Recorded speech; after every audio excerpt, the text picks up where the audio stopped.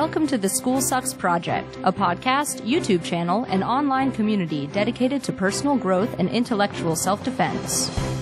We promote learning alternatives, home education, critical thinking, peaceful parenting, organization and productivity, and better communication strategies. Please remember to visit schoolsucksproject.com to get comprehensive show notes, relevant links, or to just leave comments. Follow us on Twitter at SchoolSucksShow. Subscribe to our YouTube channel, username School Sucks Podcast, and get involved in our Facebook group. Just search for School Sucks Project.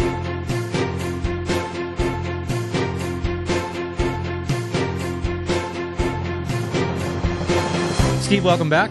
Great to be with you. And in the previous discussion, we talked about the principle of technique as kind of an overarching concept that the other four fit into. Is that fair to say? Yes. All right. So in the next two shows, we're going to talk about two that are closely related. The first one being the principle of efficiency.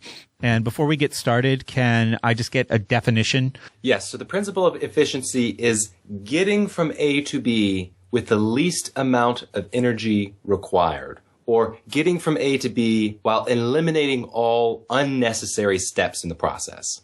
So martial arts is the one that I keep coming back to. You can think of the principle of efficiency in a couple of ways. One would be the actual motion from A to B. So in other words, if I have my arm here and I need my arm here, or I'm trying to get your arm here and move it here if I'm going to get it in a joint lock, it's not doing that in a inefficient way, in a roundabout way. It's being very linear. Move from here to here. Don't do some crazy circles in the process. Go from A to B quickly. Something like in chess, efficiency would be being able to accomplish what you're trying to accomplish on the chessboard in the least amount of moves. So, or it would be in chess, another great example would be in chess calculation.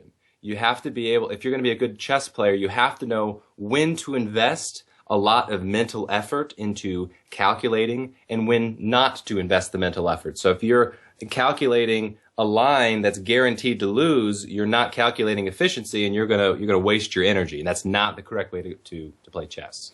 Can we talk a little bit more about that one? Maybe the actual operation of a skilled chess player, right? So Sure. When was the time in chess? So basically, the idea is you're outplayed in chess because somebody can do in 2 moves what you can only do in 5. Right. How do you realize that as a slowly improving chess player when you're in that situation? What does it look like to realize you're being outplayed by somebody else because they're more efficient?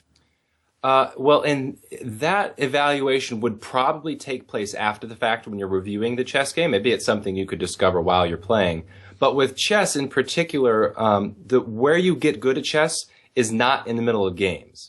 It's the practice. It's the evaluating your games and going back over and looking at all the different errors that you made, errors that your opponent made. So rarely is there a huge amount of progress that's made while you're actually in the process of playing it.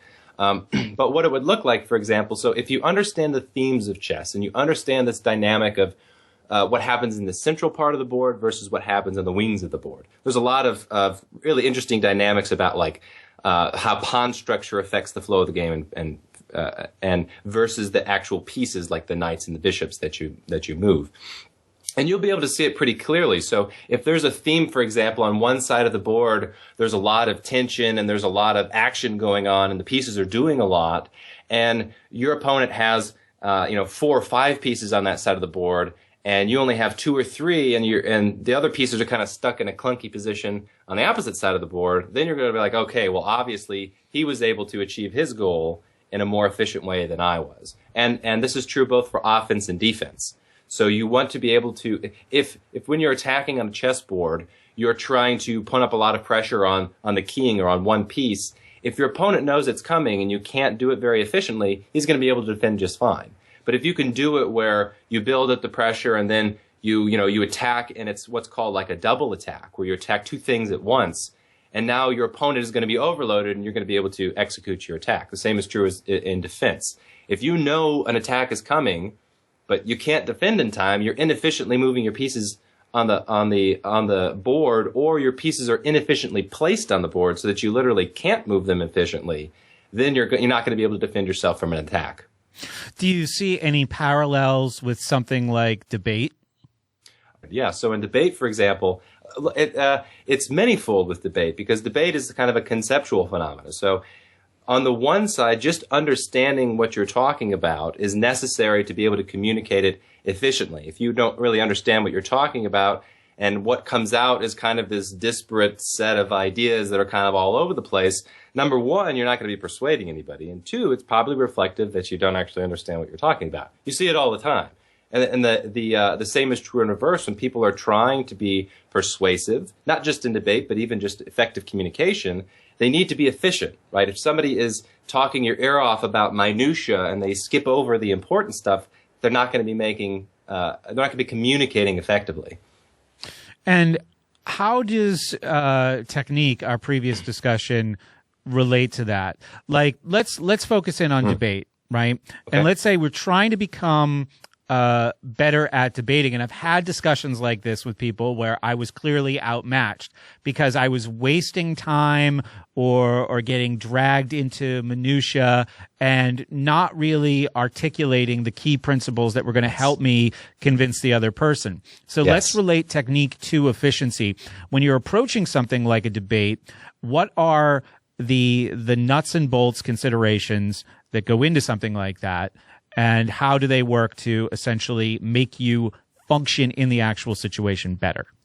Right. So there are a lot of, just intuitively, I mean, it's not something I've thought a lot about, but there would be an intuitive set of core concepts or core things that you have to have under your belt if you're going to be a good debater. One is, like I said, knowledge of what you're talking about.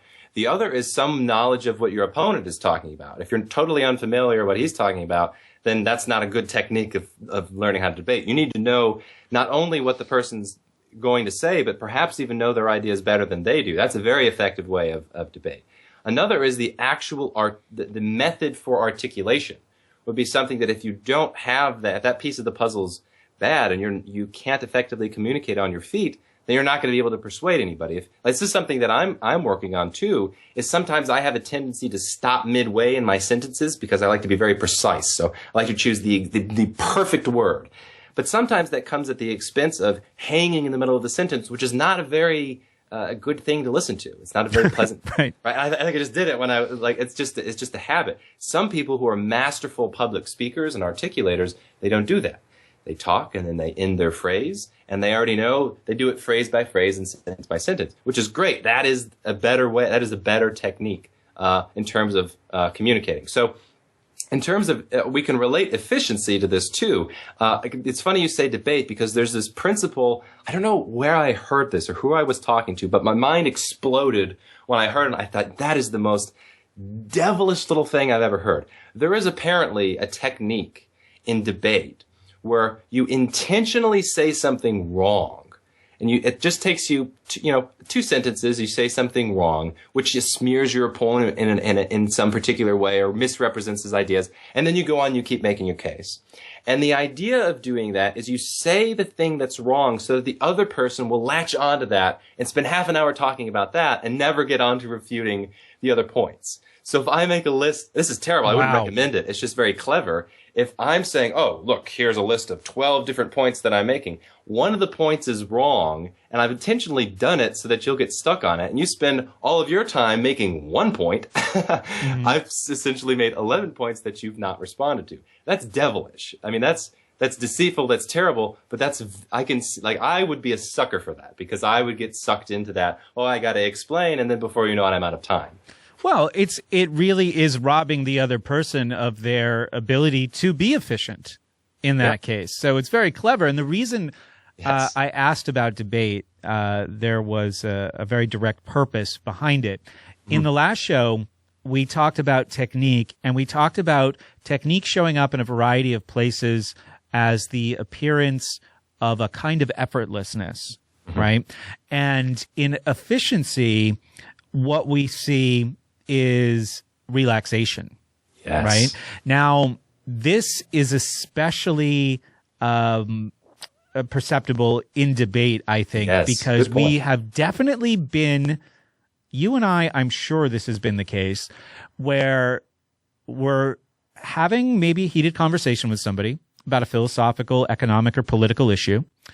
They are hysterical, maybe even resorting to ad hominem attacks. You maybe even gave an example of this in our first discussion. And we're calm. And that's a nice place to be, but I never want to be on the other side of that, right? Like, I always want to be the calm one in that situation. But let's talk a little bit. Relaxation goes, it's important in debate, and it's very easy to see in debate. The person who is winning the debate is usually the one who is much more relaxed. The other person is usually more like the opposite. But let's spread that out beyond just this activity of debate. Relaxation. Yes. So this is, of all of the particular principles in understanding excellent technique, this is the one I'm sometimes most excited about, because it's something, it's beneficial for people who are lazy. And what I mean by that is, when you are, I'll give you, in jiu-jitsu is an excellent example. There are two main schools of jiu-jitsu. One's Japanese jiu-jitsu and the other is Brazilian jiu-jitsu. And I've studied both. I've studied Japanese jiu-jitsu more than I have Brazilian jiu-jitsu. In Japanese jiu-jitsu, there are techniques that you can learn. Some of them are wrist locks, for example, which I want to talk about a little bit more in some detail, that literally can only be applied with a physically relaxed body, as in your muscles have to be relaxed, not limp fish, but you can't be tense. And it took me probably 3 years, to be honest, of hearing this from my instructor over and over and over and be like, wow, I mean, no, that's not right. I mean, what is this tension? And then for whatever reason, I got it. And it was like, holy crap, this is so counterintuitive that you think like, oh, especially in the martial arts, it's about tension and muscle strength. That's not the case. It's about actual physical relaxation that you can use in a purely mechanical way to be more effective in your technique. This is also something you see in Brazilian Jiu-Jitsu. There are some techniques, though perhaps not as many, that are literally only effective, that only work when your muscles are relaxed. My favorite technique in all of the martial arts is one in Brazilian Jiu-Jitsu. It's called the triangle. It's where you put one leg over somebody's shoulder, the other leg under somebody's arm, and then you can choke them out with with a counter pressure. It's awesome. I like it a lot, one, because I have the body structure for it, so I'm a tall guy, which is really good for triangles. And it is outrageously effective. You can have somebody who's 5'2" put a 300-pound monster in a triangle choke, and if it's appropriately applied, it's a guaranteed chokeout. I mean, one of these really interesting principles in jiu-jitsu in particular is that when you are efficient with your technique and your technique is precise, what you do is you find weaknesses in your opponent's body mechanics. This has been done over thousands of years in terms of finding where the structural weaknesses are. You find those weaknesses in the neck, for example, like your arteries are a weakness because it doesn't take much force to close them off, which knocks you out, it chokes you out. And you put your strong muscles, whether it's your arms, you get somebody in a rear naked choke, which is choking them out with your arms. You get them in a triangle, which is choking them out with your legs. You put your strong muscle against their weak part, and then it doesn't really matter the size differential because it doesn't take much force at all to get a maximally efficient result, which is choking somebody unconscious with your legs or with your arms or whatever it is. So that's something you see that comes up all the time in the martial arts, is this idea of physical relaxation. You gave the example last time of playing the guitar. Holy mackerel, is this a fantastic example. I also tried to teach myself guitar, but fortunately I had YouTube to do it. And what you find is the people that are playing objectively superior technique do not have a lot of tension. They're not playing like that. Or it's the same case with piano. Their actual physical muscles are relaxed, which is maximally efficient. They're eliminating all of the unnecessary movement to master the techniques. And in fact, a lot of times, what's really cool is if you listen to excellent performers or people who are executing at a very high level, they even talk about efficiency. They'll even say things explicitly like, oh, you have to reduce this this unnecessary movement because it prevents you from playing faster. It means more tensions in your arm, which means you're more likely to get hurt. They say it explicitly. And it's cool because most of these people don't do a breadth of stuff, and so they don't necessarily see that principle of relaxation is this kind of universal principle in all of these disciplines. I'll give one more example of, two more examples. In the world of ideas, and in relaxation in the world of ideas. One, you can put on the chessboard. I would still say the chessboard is kind of the world of ideas. It's entirely mental. It's not about any of the physical phenomena that's taking place.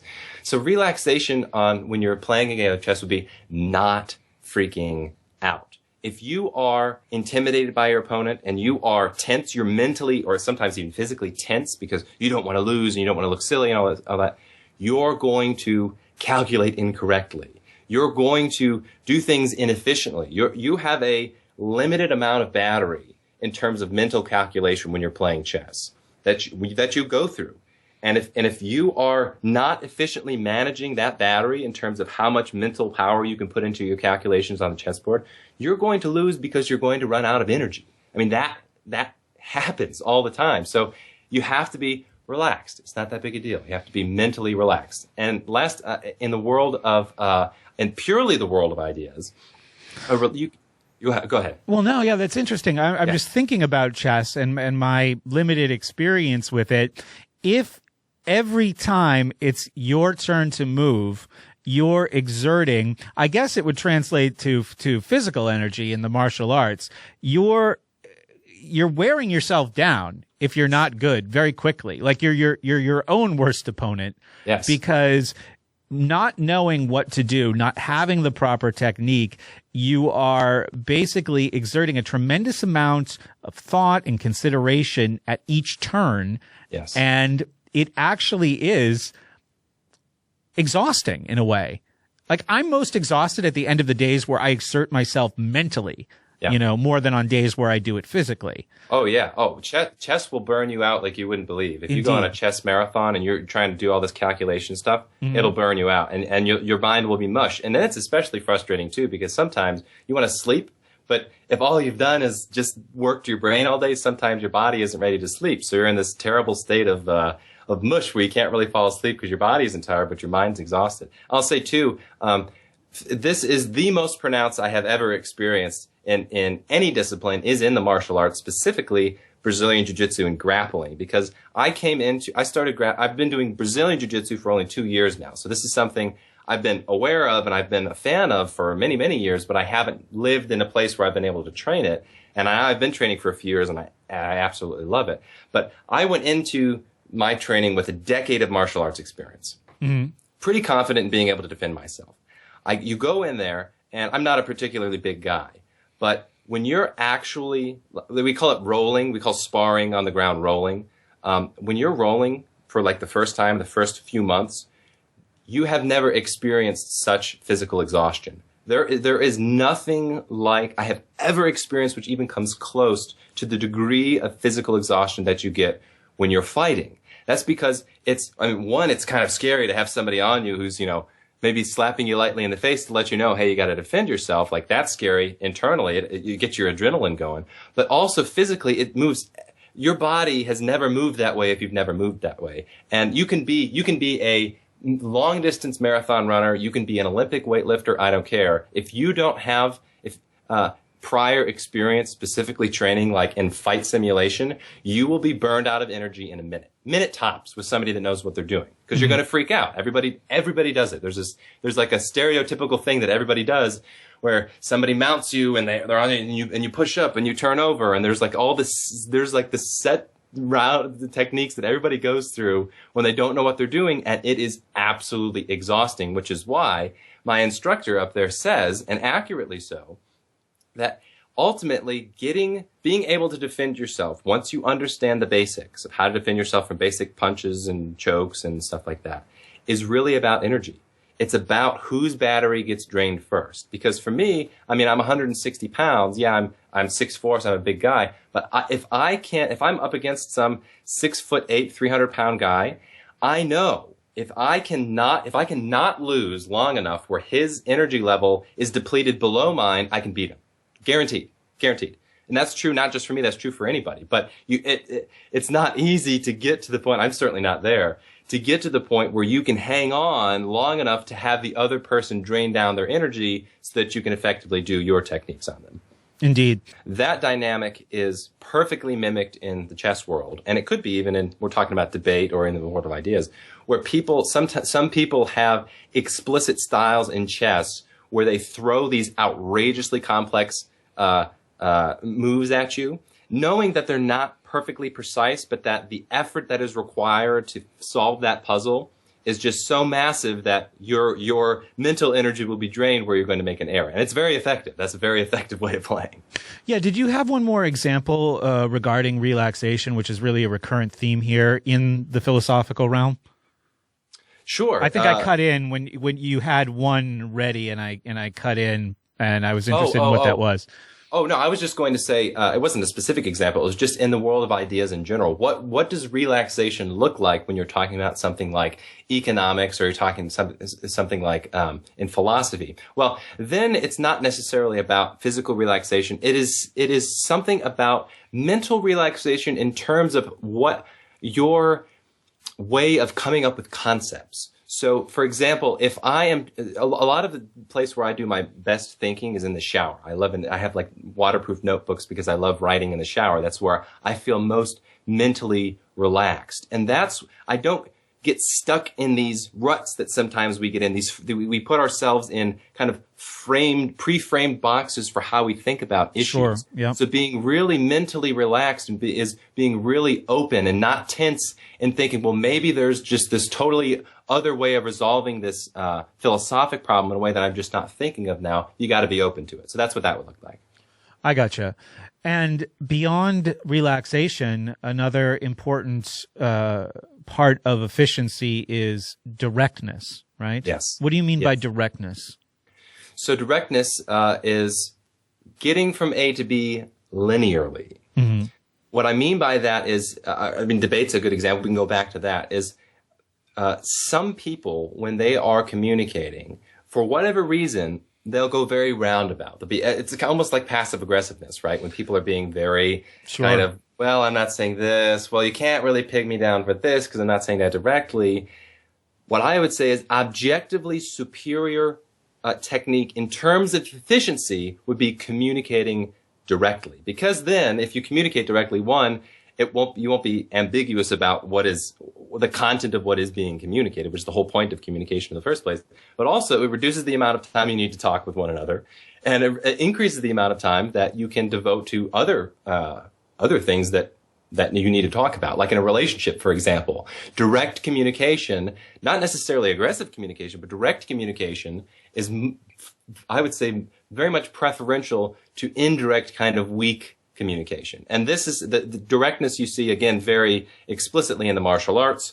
Direct motion, right? If I'm going to throw a punch, I don't want to do this kind of looping arm punch, right? If I can do a straight punch, is much more effective. You get your hips into it. You can generate a lot of power. There is certainly a place for something like a hook punch would be something that's not, its directness is kind of in a different way. It's not in linear getting to its path. Its directness would be maximizing that curved path. So, here's an interesting thing. When we talk about directness and we talk about, I'm really thinking about people asserting conclusions. And one of the things that I've noticed, and I just want to get your thoughts on this, the people that I've dealt with that know the most, that have self-studied the most, show an incredible level of directness and commitment to their positions. But conversely, the people I've interacted with who've studied the least and know the least seem to show an equal amount of commitment. Or I find myself somewhere in the middle. Do you know what I mean by that? Yes. That occurred to me, and I think that's really interesting because and this is going to come up in one of our later discussions on embracing what you don't know.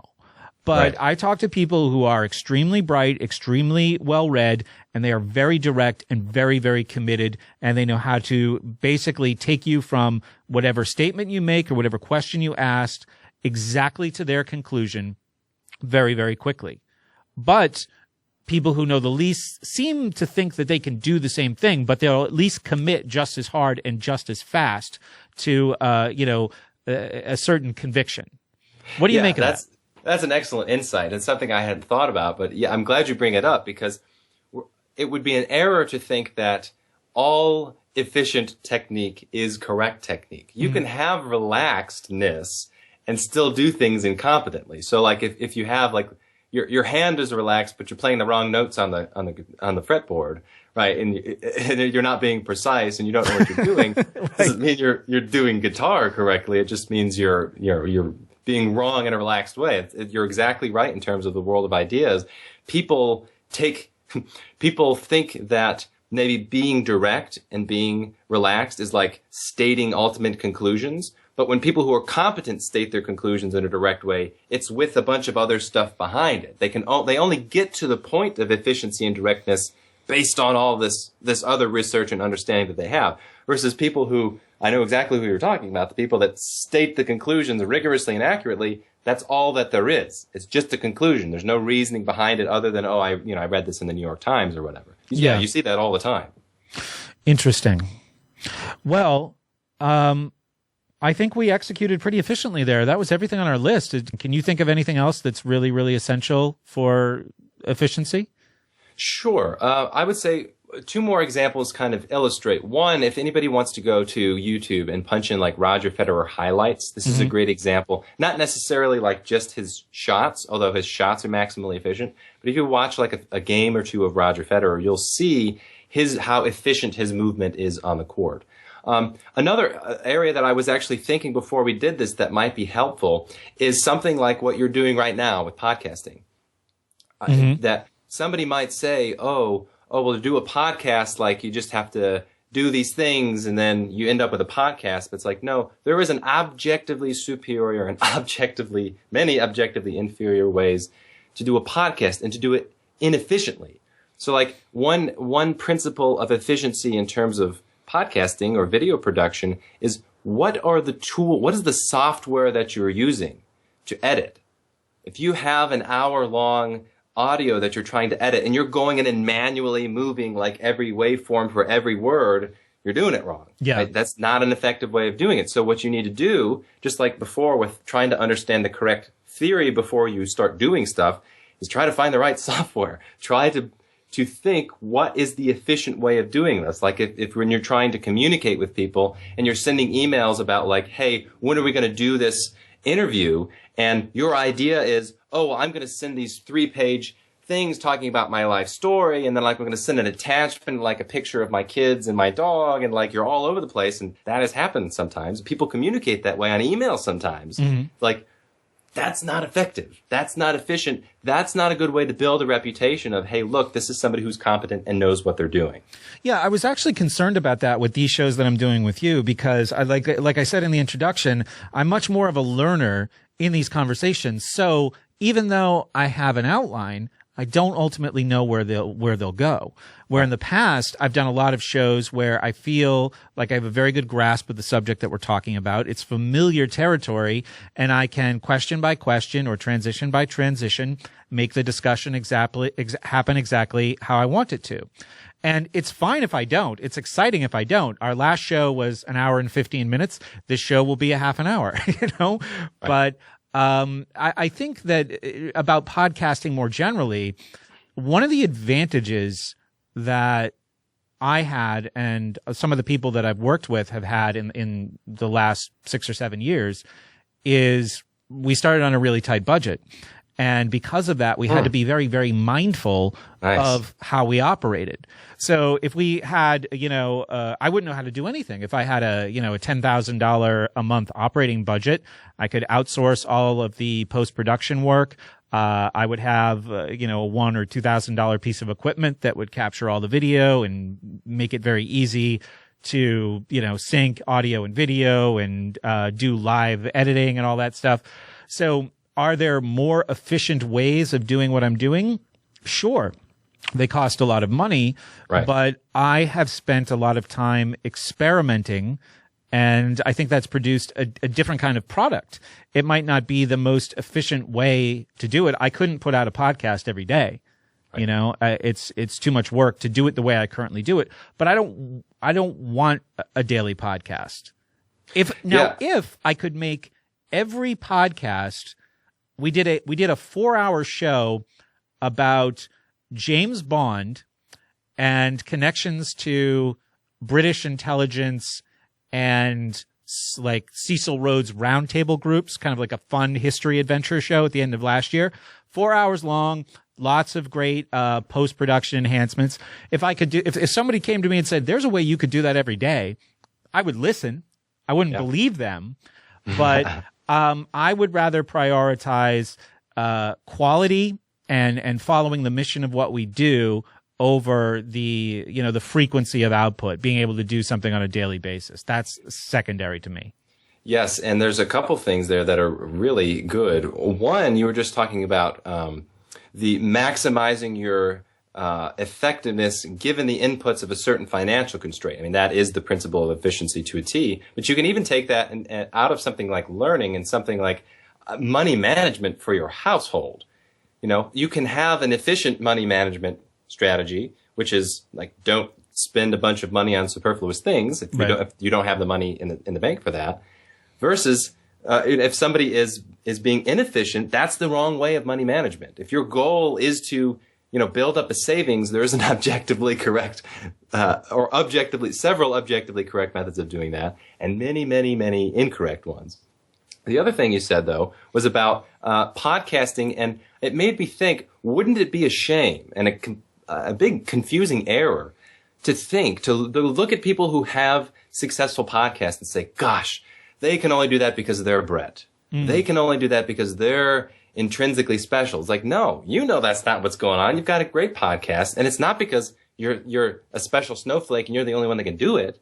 You may be a special snowflake, but just like everybody else is a special snowflake. If they understood the technique and the methods involved that you've discovered through the process of trial and error and failure, then they could also do it as well. There's no mysticism at play here at all. They could create their own special snowflake podcast. Exactly. See, I don't know if anybody else could create the School Sucks podcast the way I did. They could create a different version of it that's just as good. They could create a different version of it that was better, but it wouldn't be my version of it. So yeah, you're right. There is, and I would make these checklists available to people. I talked about basically the production flow on a recent podcast, which was actually part of an effort to maximize efficiency, creating a step-by-step production flow. But yeah, I take your point. I think that and that was always part of the appeal of this is like, hey, I'm an ordinary guy, and look, I'm doing a cool thing, and you can too. Even though I think most people in the audience already know they can too, and they do their own cool things, but I still like to make that explicit. So I have one more concept that we have to have very clearly articulated because it might seem counterintuitive, but you have to understand it. It is that inefficient technique, incorrect technique can still result in good results. It's kind of what we talked about last time with the poker, but this is true for efficiency, specifically like in the martial arts. There are the majority of people who you're going to be rolling with, who are training with, have a really tense, unrelaxed technique. That's just the way it is in that world. Right. Now, sometimes there are particular dojos that, like at the place that I'm training now, there's a very high ratio of competent people, but that's why I chose that dojo, because they know what they're talking about. The majority of them out there are what they're called smashers. They're just tense. They're going to, pin your back to the mat and try to just muscle you. That's the way it is. And the thing is, you have to understand that can still work. It's not objectively better technique, but it is still something that can get the job done. And so some people get confused and they think, oh, well, if you're getting good results, it must be that you have good technique. That's not the case. It's about doing things the right way so that you can overcome these kind of plateaus that these people will reach. You see this in chess. Some people, in fact, the other day I was playing a chess game. Somebody was playing something I knew was, I guess you could call inefficient, but was wrong. and he's a very high level player. And I thought, well, what's going on here? It's the phenomena you see all over the place, which is people will have something, they'll do something wrong, but it works. And they know like a poker player that plays wrong, but he knows he can win a lot of money from a lot of people. It's really hard sometimes to beat those guys. And I lost because it was his game. He'd already done it. He'd probably played the game 500 times. He knew those positions better than I did, so he got away with it. Or it would be like producing a podcast inefficiently, or like running your household inefficiently. Yeah, you can still do it, but we're talking about doing it the right way. Seeing that you're going to peak, you're not going to get the people's, if you're doing something really grossly wrong with your podcast or your chess game or your martial arts game, you're going to reach a point at which you can't go any higher. You're going to top out. And that's what we're trying to overcome. Like, blast through those plateaus and think, okay, this technique, though right now I might be losing to the smashers, eventually I'm going to get beyond that and well beyond that. Yeah, and there's emotional considerations for that too, right? You can kind of keep trucking along doing things the same way. And I've tried that with certain things for long periods of time. But eventually the fact that you're treading water, or the realization of the fact that you're treading water, that you're not making progress, it really produces a burnout, or a drop in enthusiasm for something you used to be very, very enthusiastic about. So it can be really, really dangerous to settle for inefficiency. Yes, just certainly. Because you're ultimately getting to point B, you're not really trying to refine the process of how you get there from A. Exactly. And like your example with the guitar is a great one, because for you, I don't know if where your guitar skills are now, but if you want to get to the point of mastering the guitar, not only are you going to have to start from square one, you're going to have to start behind that, because you have deliberately created habits in how your physical body moves and how you play that you have to overcome, which is another obstacle, which is why it's so hard for people that have committed to an inefficient technique and they're getting, 70% of where they could or maybe less. And, they're treading water, as you say. It's so dang hard to be like, okay, I'm doing something wrong. I got to change one of the fundamentals, because then you got to unlearn everything that you've learned. Right. Absolutely. And that's what I said with the tunnel called skill is filled with dirt that I have to shovel out before I can even get started. So on the principle of efficiency, what is, in your mind, the most essential takeaway for the people listening? The most essential takeaway is, again, just to be aware of it and to be aware of your own inefficiency. Part of the process, this is something we'll talk about later when we talk about incompetence, but part of the process of getting to objectively superior technique and getting to efficient technique is recognizing and being very aware of when something is inefficient. So if you're spending 8 hours editing one waveform and you could be doing another, with some software that do it automatically, you have to be aware of that. If you're not aware of it, it's going to cause trouble. If in your golf swing, there's some inefficiency, there's some pain, there's some, something's really wrong, some really clunky, you have to be aware of it and don't just think, oh, that's the way it is. That's just the name of the game. It's like, no, that is a marker of inefficiency, which is a marker of incorrect technique. And if you're humble enough and you want to try to learn how to correct that, you've got to seek out how to do that. Right. Exactly. I want to get into that a little bit more in our next couple of discussions, because I'm going to find examples, especially in the world of podcasting. There's all kinds of plugins and automations to make things go faster, but are they going to give me the product that I want if I use them, instead of doing what I see as a more delicate kind of brushing or chipping away by hand type process that takes more time but gives me a different result? So. Yeah. And that's an excellent point, though, because there is a dynamic between the ultimate goal is not efficiency. Mm-hmm. The ultimate goal is getting from A to B. You want to get to B. So if the B is the producing a high quality podcast, then you shouldn't sacrifice the B just because you want to do it more efficiently, right? Absolutely. That puts the cart before the horse. Absolutely. Well said. I'm glad we touched on that. So thanks again, Steve, and you'll be back soon to talk about mastering the basics. Thanks, Brett. My pleasure.